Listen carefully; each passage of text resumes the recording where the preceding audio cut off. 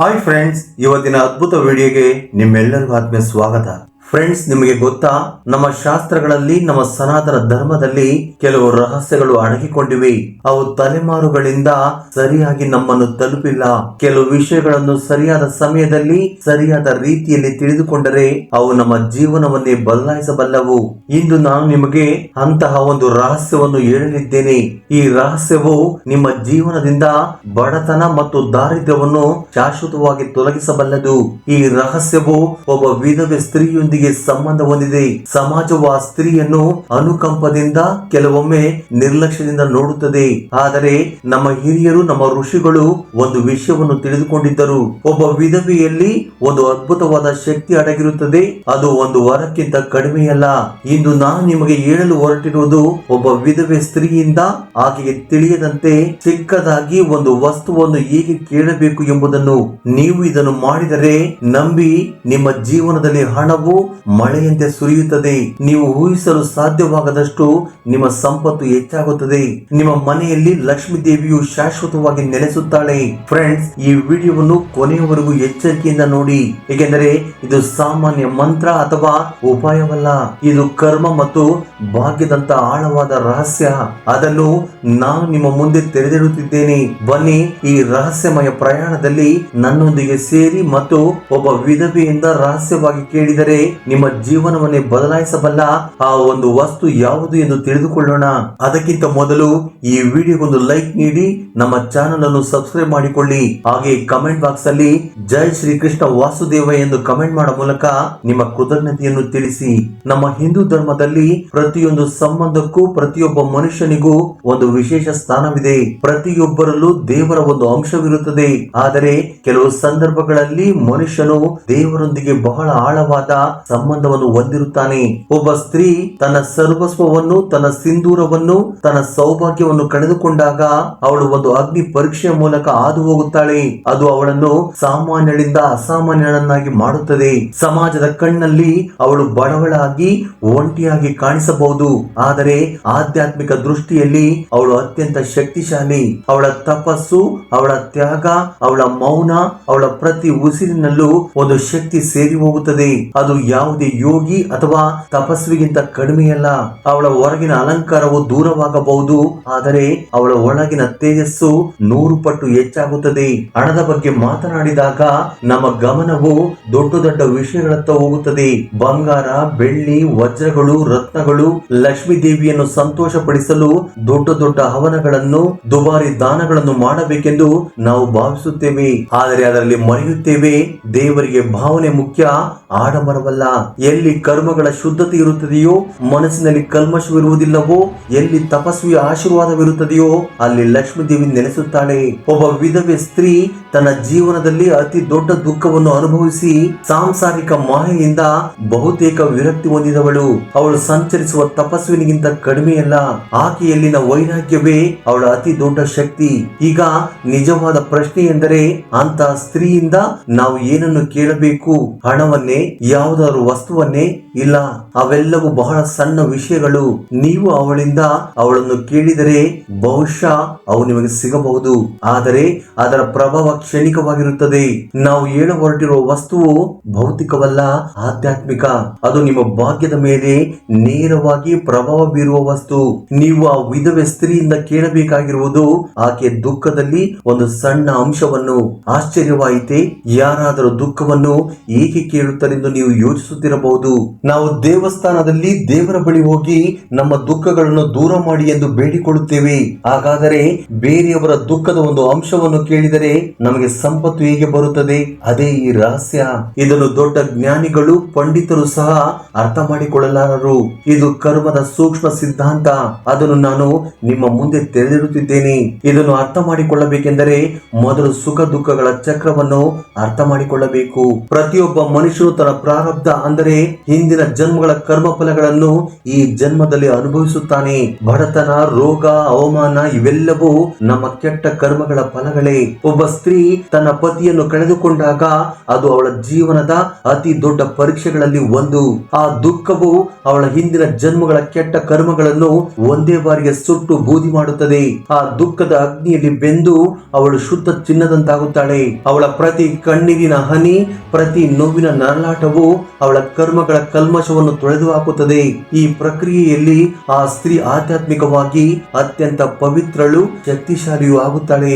ಅವಳ ಪ್ರಾರ್ಥನೆಯಲ್ಲಿ, ಅವಳ ಆಶೀರ್ವಾದದಲ್ಲಿ ಮತ್ತು ಅವಳ ಶಾಪದಲ್ಲಿಯೂ ಸಹ ದೊಡ್ಡ ಶಕ್ತಿ ಇರುತ್ತದೆ. ಅದಕ್ಕಾಗಿಯೇ ಒಬ್ಬ ವಿಧವೆಯನ್ನು ಎಂದಿಗೂ ನೋಯಿಸಬಾರದು ಎಂದು ಹೇಳುತ್ತಾರೆ. ಅವಳ ಮನಸ್ಸನ್ನು ನೋಯಿಸುವುದೆಂದರೆ ಅದು ದುರದೃಷ್ಟವನ್ನು ನೀವೇ ಆಹ್ವಾನಿಸಿದಂತೆ.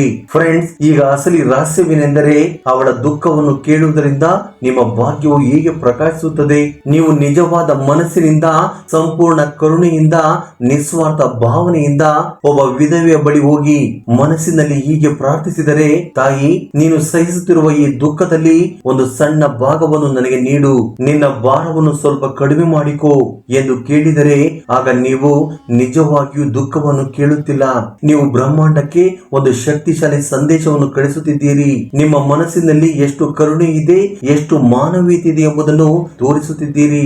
ಬೇರೆಯವರ ದುಃಖವನ್ನು ಕಡಿಮೆ ಮಾಡಲು ನೀವು ಕಷ್ಟವನ್ನು ಸಹಿಸಲು ಸಿದ್ಧರಿದ್ದೇವೆ ಎಂದು ಹೇಳುತ್ತಿದ್ದೀರಿ. ಇದು ಸ್ವಾರ್ಥದಿಂದ ಖಂಡಿತ ಪರಮಾರ್ಥದ ಕಡೆಗೆ ಒಂದು ದೊಡ್ಡ ಹೆಜ್ಜೆ ಇಟ್ಟ ಆ ಕ್ಷಣದಲ್ಲಿ ನಿನ್ನ ಭಾಗ್ಯದ ಬಾಗಿಲುಗಳು ತೆರೆಯಲು ಪ್ರಾರಂಭಿಸುತ್ತವೆ.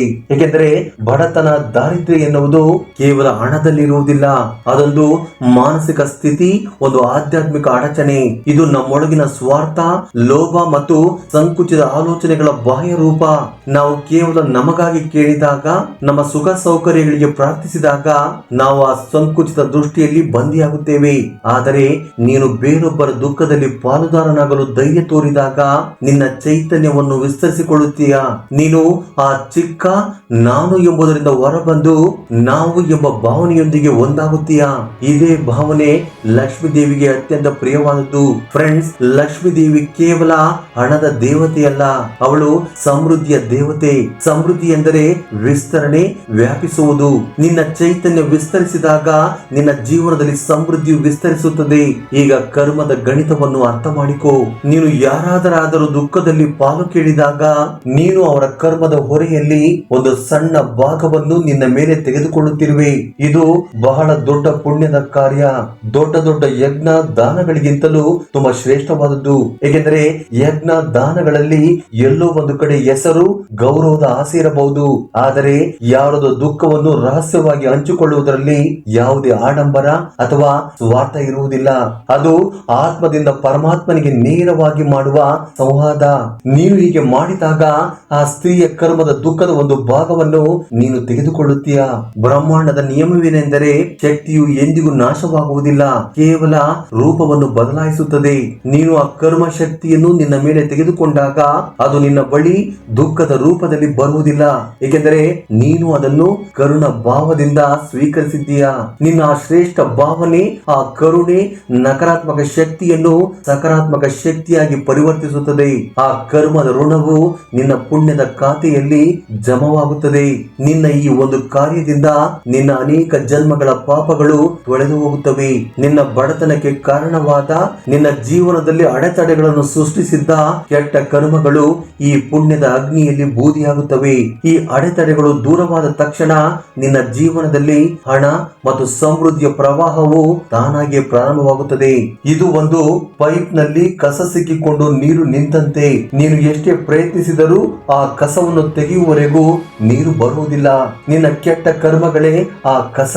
ಬೇರೆಯವರ ದುಃಖವನ್ನು ನಿನ್ನ ಸ್ವಾರ್ಥಕ್ಕೆ ಹಂಚಿಕೊಳ್ಳುವ ಈ ಭಾವನೆಯೇ ಆ ಕಸವನ್ನು ತೆಗೆದುಹಾಕುವ ಶಕ್ತಿ. ಈಗ ಪ್ರಶ್ನೆ ಏನೆಂದರೆ, ಇದನ್ನು ಮಾಡುವುದು ಹೇಗೆ? ಒಬ್ಬ ವಿಧವೆಯ ಬಳಿ ಹೋಗಿ ನೇರವಾಗಿ ಹೇಳಬೇಕೇ? ಇಲ್ಲ, ಖಂಡಿತವಾಗಿಯೂ ಇಲ್ಲ. ಹಾಗೆ ಮಾಡಿದರೆ ಅವಳು ನಿನ್ನನ್ನು ಹುಚ್ಚನೆಂದು ಭಾವಿಸಬಹುದು ಅಥವಾ ಅವಳ ಮನಸ್ಸಿಗೆ ಮತ್ತಷ್ಟು ನೋವಾಗಬಹುದು. ನೆನಪಿನಲ್ಲಿಡು, ಇದೊಂದು ರಹಸ್ಯ ಕ್ರಿಯೆ. ಇದನ್ನು ಯಾರಿಗೂ ಹೇಳದೆ ರಹಸ್ಯವಾಗಿ ಮಾಡಬೇಕು. ಸರಿಯಾದ ವಿಧಾನವನ್ನು ನಿಮಗೆ ವಿವರವಾಗಿ ಹೇಳುತ್ತೇನೆ ಕೇಳಿ. ಮೊದಲು ನಿನ್ನ ಭಾವನೆ ಹೇಗಿರಬೇಕು ಎಂದು ಅರ್ಥ ಮಾಡಿಕೋ. ಸರಿ, ಈ ಉಪಾಯವನ್ನು ಒಮ್ಮೆ ಪ್ರಯತ್ನಿಸುತ್ತೇನೆ, ಬಹುಶಃ ಶ್ರೀಮಂತನಾಗಬಹುದು ಆಗಬಹುದು ಎಂದುಕೊಂಡರೆ ಇದು ಕೆಲಸ ಮಾಡುವುದಿಲ್ಲ. ಏಕೆಂದರೆ ಇಲ್ಲಿಯೂ ನಿನ್ನ ಸ್ವಾರ್ಥ ಅಡಗಿದೆ. ನಿನ್ನ ಮನಸ್ಸು ಸಂಪೂರ್ಣವಾಗಿ ನಿರ್ಮಲವಾಗಿರಬೇಕು. ನಿನ್ನ ಹೃದಯದಲ್ಲಿ ಆ ಸ್ತ್ರೀಯ ಬಗ್ಗೆ ನಿಜವಾದ ಕರುಣೆ ಮತ್ತು ಗೌರವ ಭಾವನೆ ಇರಬೇಕು. ನೀನು ಅವಳನ್ನು ಸಾಮಾನ್ಯ ಸ್ತ್ರೀ ಎಂದು ನೋಡದೆ ತ್ಯಾಗ ಮತ್ತು ತಪಸ್ಸಿನ ಮೂರ್ತಿಯಾಗಿ ನೋಡಬೇಕು. ಅವಳ ನೋವನ್ನು ನೀನು ನಿಜವಾಗಿಯೂ ಅನುಭವಿಸಬೇಕು. ನಿನ್ನ ಹೃದಯವು ಈ ಕರುಣೆಯಿಂದ ತುಂಬಿದಾಗ ಅವಳ ದುಃಖವನ್ನು ನೋಡಿ ನಿನ್ನ ಕಣ್ಣಲ್ಲಿ ನಿಜವಾಗಿಯೂ ಕಣ್ಣೀರು ಬಂದರೆ ಆಗ ನೀನು ಈ ರಹಸ್ಯ ಕ್ರಿಯೆಗೆ ಸಿದ್ಧನಾಗಿದ್ದೀಯಾ ಎಂದರ್ಥ. ಇದೊಂದು ಸಾಧನೆ. ದೇವರನ್ನು ಪಡೆಯಲು ಸಾಧನೆ ಮಾಡುವಂತೆ ಇದು ದಾರಿದ್ರ್ಯವನ್ನು ಹೋಗಲಾಡಿಸುವ ಸಾಧನೆ. ಈ ಸಾಧನೆಯ ಮೊದಲ ಮೆಟ್ಟಿಲು ನಿನ್ನಲ್ಲಿ ಕರುಣೆಯನ್ನು ಜಾಗೃತಗೊಳಿಸುವುದು. ಈಗ ಇದನ್ನು ಹೇಗೆ ಮಾಡಬೇಕೆಂದು ಹೇಳುತ್ತೇನೆ. ಮೊದಲು ನಿನ್ನ ಸುತ್ತಮುತ್ತ ನಿಜವಾಗಿಯೂ ಕಷ್ಟದಲ್ಲಿರುವ ಅಥವಾ ಸಾತ್ವಿಕ ಧಾರ್ಮಿಕ ಜೀವನವನ್ನು ನಡೆಸುತ್ತಿರುವ ಒಬ್ಬ ವಿಧವೆ ಸ್ತ್ರೀಯನ್ನು ಹುಡುಕು.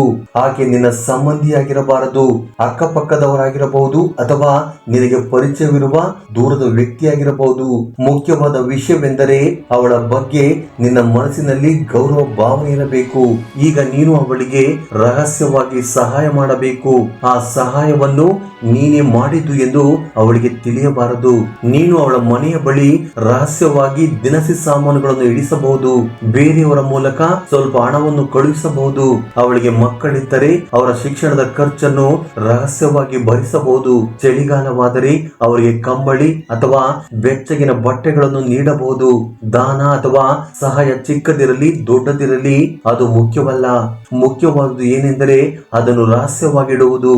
ನೀನು ಮಾಡಿದ ಸಹಾಯವನ್ನು ಶ್ರೇಷ್ಠವಾಗಿ ಹೇಳಿಕೊಂಡರೆ ಅದರ ಪುಣ್ಯ ನಾಶವಾಗುತ್ತದೆ. ರಹಸ್ಯ ದಾನದ ಫಲವು ಅನಂತ ಪಟ್ಟು ಹೆಚ್ಚಾಗಿರುತ್ತದೆ. ನೀನು ಆ ಸಹಾಯವನ್ನು ಮಾಡುವ ಸಮಯದಲ್ಲಿ ಅವಳ ಮನೆಯ ಬಳಿ ಸಾಮಾನುಗಳನ್ನು ಇಡುವಾಗ ಅಥವಾ ಯಾರಾದರ ಮೂಲಕ ಹಣ ಕಳಿಸುವಾಗ ಆ ಕ್ಷಣದಲ್ಲಿ ಕಣ್ಣುಗಳನ್ನು ಮುಚ್ಚಿಕೊಂಡು ಪ್ರಾರ್ಥಿಸು. ಮನಸ್ಸಿನಲ್ಲಿ ಪೂರ್ಣ ಶ್ರದ್ಧೆ ಮತ್ತು ಕರುಣೆಯಿಂದ ಹೀಗೆ ಪ್ರಾರ್ಥಿಸಬೇಕು. ಓ ಜಗಜ್ಜನನಿಯ ಸ್ವರೂಪವಾದ ಅಮ್ಮ, ನಿನ್ನ ತ್ಯಾಗಕ್ಕೆ ನಿನ್ನ ತಪಸ್ಸಿಗೆ ನಮಸ್ಕಾರ. ನಿನ್ನ ನೋವನ್ನು ನಿನ್ನ ದುಃಖವನ್ನು ನಾನು ಅನುಭವಿಸಬಲ್ಲೆ. ನಿನ್ನ ಈ ದುಃಖವು ನಿನ್ನ ಕರ್ಮದ ಫಲವೆಂದು ನನಗೆ ತಿಳಿದಿದೆ. ಆದರೆ ನಿನ್ನ ಈ ಹೊರೆಯನ್ನು ಸ್ವಲ್ಪ ಕಡಿಮೆ ಮಾಡಬೇಕೆಂದು ನಾನು ಬಯಸುತ್ತೇನೆ. ದಯವಿಟ್ಟು ನಿನ್ನ ದುಃಖದಲ್ಲಿ ನಿನ್ನ ನೋವಿನಲ್ಲಿ ಒಂದು ಸಣ್ಣ ಅಂಶವನ್ನು ನನಗೆ ಕೊಡು.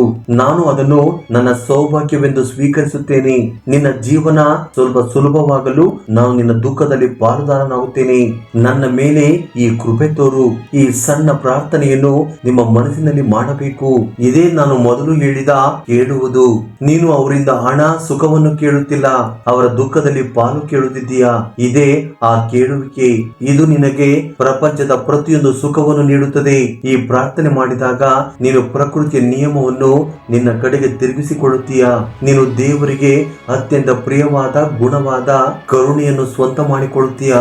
ಆ ಕ್ಷಣದಲ್ಲಿ ನೀನು ಕೇವಲ ಮನುಷ್ಯನಾಗಿ ಉಳಿಯುವುದಿಲ್ಲ, ದುಃಖಿತರಿಗೆ ಸಹಾಯ ಮಾಡುವ ದೇವರ ಕೈಯಾಗಿ ಬದಲಾಗುತ್ತೀಯಾ. ಈ ಕೆಲಸ ಮಾಡಿದ ನಂತರ ನೀನು ಇದನ್ನು ಮರೆತು ಬಿಡಬೇಕು. ನಾನು ಆ ಉಪಾಯ ಮಾಡಿದೆ, ಇನ್ನು ಫಲಿತಾಂಶ ಬರಲಿಲ್ಲ ಎಂದು ಪದೇ ಪದೇ ಯೋಚಿಸಬಾರದು. ಬೀಜವನ್ನು ಬಿತ್ತಿದ ನಂತರ ಅದಕ್ಕೆ ಸಮಯ ನೀಡಬೇಕು. ನೀನು ನಿನ್ನ ಕರ್ಮದ ಬೀಜವನ್ನು ಬಿತ್ತಿದ್ದೀಯಾ, ಈಗ ಅದು ಮೊಳಕೆ ಒಡೆಯಲು ಸಮಯ ಕೊಡು. ನೀನು ನಿನ್ನ ಕೆಲಸವನ್ನು ಮಾಡಿಕೊಂಡು ನಿನ್ನ ಶ್ರಮವನ್ನು ಪಡುತ್ತಾ ಇರು. ನೀನೇ ನೋಡುತ್ತೀಯಾ, ನಿನ್ನ ಜೀವನದಲ್ಲಿ ಒಂದೊಂದಾಗಿ ಅದ್ಭುತಗಳು ನಡೆಯಲು ಪ್ರಾರಂಭವಾಗುತ್ತವೆ. ವರ್ಷಗಳಿಂದ ನಿಂತು ಹೋದ ಕೆಲಸಗಳು ನೆರವೇರುತ್ತವೆ. ಹಣ ಬರಲು ಹೊಸ ಹೊಸ ದಾರಿಗಳು ತೆರೆದುಕೊಳ್ಳುತ್ತವೆ. ನಿನ್ನ ಮೇಲೆ ಸಾಲವಿದ್ದರೆ ಅದು ತೀರಿ ಹೋಗುತ್ತದೆ. ಮನೆಯಲ್ಲಿ ಕಲಹಗಳಿದ್ದರೆ ಶಾಂತಿ ನೆಲೆಸುತ್ತದೆ. ಯಾವುದೋ ಅದೃಶ್ಯ ಶಕ್ತಿ ನಿನಗೆ ಸಹಾಯ ಮಾಡುತ್ತಿರುವಂತೆ ನಿನಗೆ ಅನಿಸುತ್ತದೆ. ಇದು ಆ ವಿಧವೆ ಸ್ತ್ರೀಯ ಆಶೀರ್ವಾದವಲ್ಲ. ನೀನು ಅವಳಿಗೆ ಏನು ಮಾಡಿದ್ದೀಯ ಎಂದು ಅವಳಿಗೆ ತಿಳಿದೇ ಇಲ್ಲದಿರಬಹುದು. ಇದು ನೀನು ಯಾರದೋ ದುಃಖವನ್ನು ಹಂಚಿಕೊಳ್ಳಬೇಕೆಂಬ ಇಚ್ಛೆಯಿಂದ ಸಂಪಾದಿಸಿದ ಪುಣ್ಯ ಫಲ. ಇದು ನಿನ್ನ ನಿಸ್ವಾರ್ಥ ಭಾವನೆಯಿಂದ ಸಂತೋಷಗೊಂಡ ಪರಮಾತ್ಮನ ಆಶೀರ್ವಾದ. ನೆನಪಿಡು, ಇದು ಯಾವುದೇ ಮಾಯ ದಂಡವಲ್ಲ. ಇಂದು ಮಾಡಿ ನಾಳೆ ಕೋಟ್ಯಾಧಿಪತಿ ಆಗುತ್ತೀಯ ಎಂದಲ್ಲ. ಇದು ಕರ್ಮ ಸಿದ್ಧಾಂತದ ಮೇಲೆ ಕೆಲಸ ಮಾಡುತ್ತದೆ. ನಿನ್ನ ಕರ್ಮಗಳು ಎಷ್ಟು ಸ್ವಚ್ಛವಾಗಿರುತ್ತವೆಯೋ, ನಿನ್ನ ಭಾವನೆ ಎಷ್ಟು ನಿರ್ಮಲವಾಗಿರುತ್ತದೆಯೋ, ಫಲ ಅಷ್ಟು ಬೇಗ ಮತ್ತು ಅಷ್ಟು ದೊಡ್ಡದಾಗಿ ಬರುತ್ತದೆ. ಈ ಕೆಲಸವನ್ನು ನಿನ್ನ ಜೀವನದಲ್ಲಿ ಕನಿಷ್ಠ ಒಂದು ಬಾರಿಯಾದರೂ ಪೂರ್ಣ ಶ್ರದ್ಧೆಯಿಂದ ಮಾಡಬೇಕು. ನೀನು ಸಮರ್ಥನಾಗಿದ್ದರೆ ಇದನ್ನು ನಿನ್ನ ಅಭ್ಯಾಸವನ್ನಾಗಿ ಮಾಡಿಕೋ. ಯಾವಾಗಲಾದರೂ ಅವಕಾಶ ಸಿಕ್ಕರೆ ಅವಶ್ಯಕತೆಯಲ್ಲಿರುವ ವಿಧವೆ ಸ್ತ್ರೀಗೆ ರಹಸ್ಯವಾಗಿ ಸಹಾಯ ಮಾಡಿ. ಮನಸ್ಸಿನಲ್ಲಿ ಈ ಪ್ರಾರ್ಥನೆಯನ್ನು ಪುನರಾವರ್ತಿಸು.